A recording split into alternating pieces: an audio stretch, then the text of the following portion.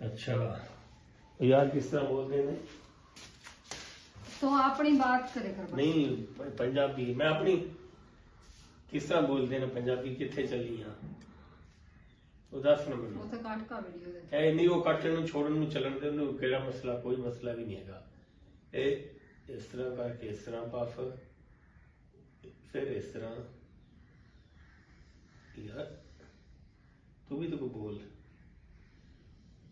नहीं बोलना था तेन है चमक चलो कोई बोलो थोड़ी जी तो बोल यार भाई मैं गूंगी तो नहीं लाया किधरों गूंगी यार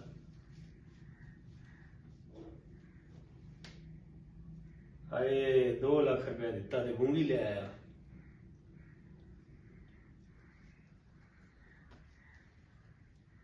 वापस दो मैंने अच्छा चलो 2 लाख की जवाल ही जोड़ लीजिए हाँ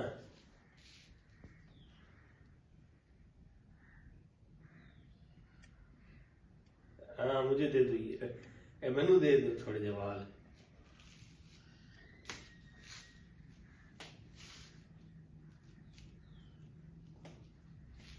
जे मेरी जुबान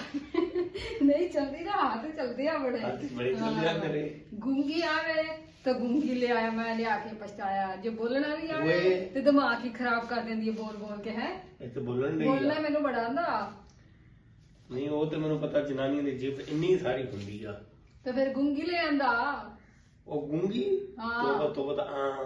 करके उसने जी बितनी आ हां गूंगी तो खुदा ही बचाए चलो कोई समझ ते आंदी है तेरी अच्छा ये दस की दसा किथे जाना है जिथे आ तू लेके ते जांदा नहीं किसी साइड ते भी केड़ी साइड पे जाना तू मैं दस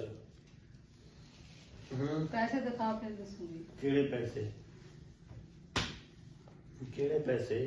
यार ना जलील कर तू केड़े पैसे दस फिर पूरा है यार 200 रुपये मैं ले आया भूखे बोली मगर चलो 100 तू ले ली 100 मैं ले लवांगा हम 100 ले नहीं हुए ना मैं तो 100 तो मैं करना की है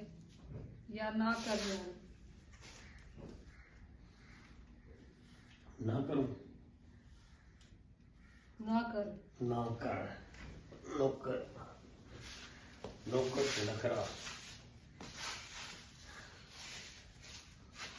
किथे जाना फिर ऊंचा में 200 रुपए किथे तक जाना बंदा